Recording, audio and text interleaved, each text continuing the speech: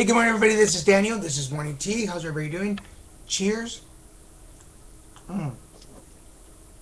What is it about that first sip of tea in the morning that just, or coffee that just, oh, it just warms everything up, right? It just makes you feel really good. How's everybody doing? It is Wednesday. It's hump day.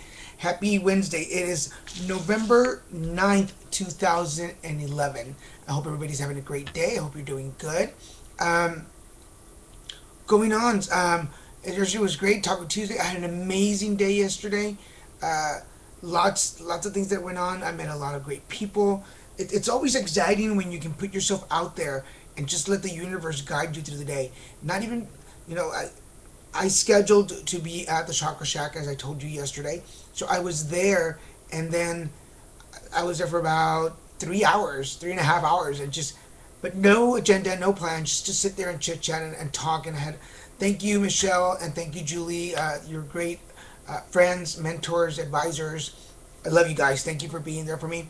But I'll say that at the end. But it's great to just let the universe bring people into your life that you need right at the specific moment. So I'm very happy for that. So today I want to. You might be noticing this is the first time ever on Morning Tea I wear a hat, and there's one of the cool things that happened on this trip was that I stayed with Dan, my friend Dan in Houston. Um, his partner, Bill, who passed away last November. It'll be a year this Thanksgiving that he passed away.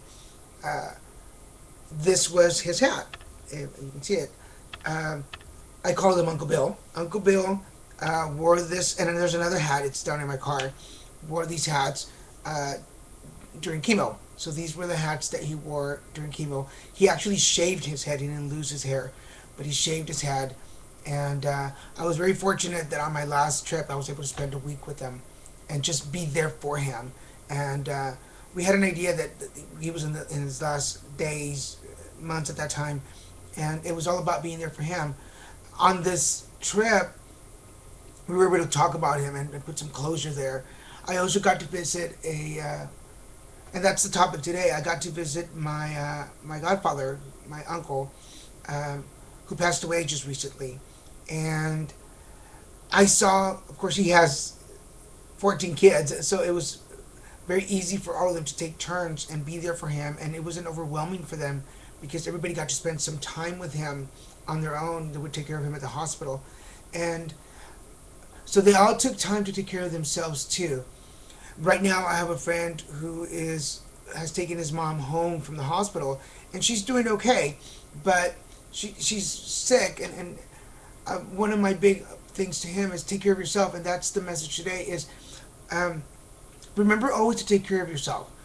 Things around you are going to turn. People around you might get sick and ill, and death is part of life. It's part of the journey.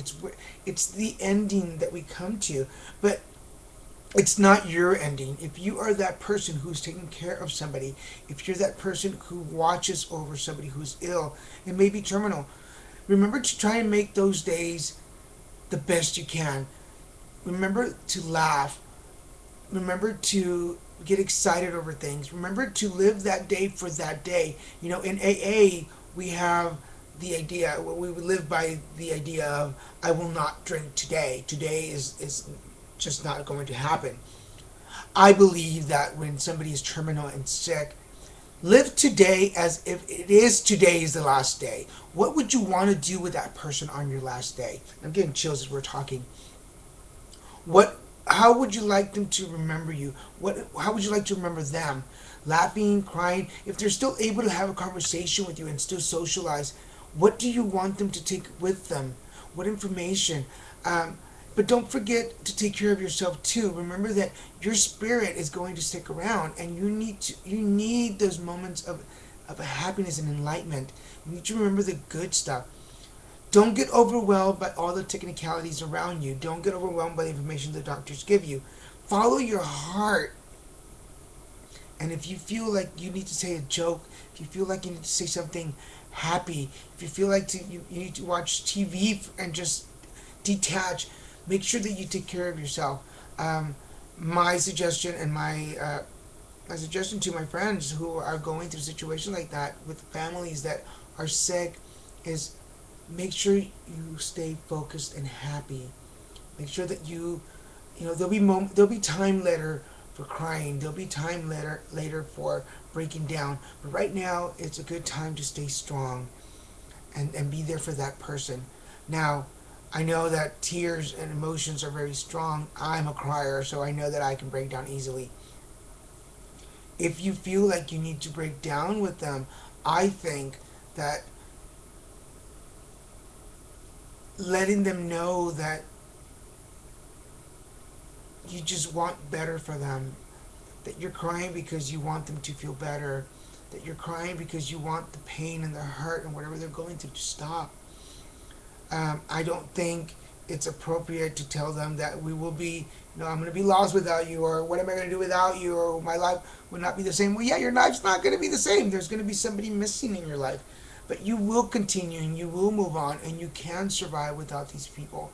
I think it's important to let them go with dignity and peace and peace of mind and let them go with a heart full of love and light and not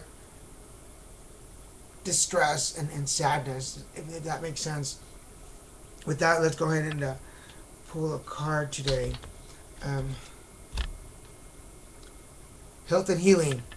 Today is a perfect day to make amends. Today is a perfect day to get in touch with yourself. Go inside and start healing some of the stuff that's been like messing with you. Today's a perfect day for contact those people that you maybe haven't talked to in a while that you want to reach out to and you feel like, how can I do that? You will find the way. Dig within you and find what. I think that whenever we want to make amends to somebody, think of what you would want them to say to you and how would you like them to apologize or fix things with you, and then turn that around and do it to them. So today's a good day for that, guys. Oops. Because you are fierce. Remember that. Remember, you are fierce and you can do anything you want. So go out there, heal yourself, heal the people around you, and be fierce about it. And again, to Michelle at the Soccer Shack and Julie over at the Soccer Shack, thank you for all your help. Thank you for being there for me. Thank you for the great advice and suggestions that you give me. Oh my God, I forgot her name, but I think Heather, who walked into the store and did an amazing healing process on me and did a great reading for me. Thank you for showing up. Who else would I say thank you to?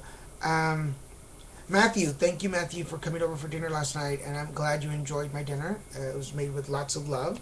And to Uncle Bill, my head goes off to you, Uncle Bill.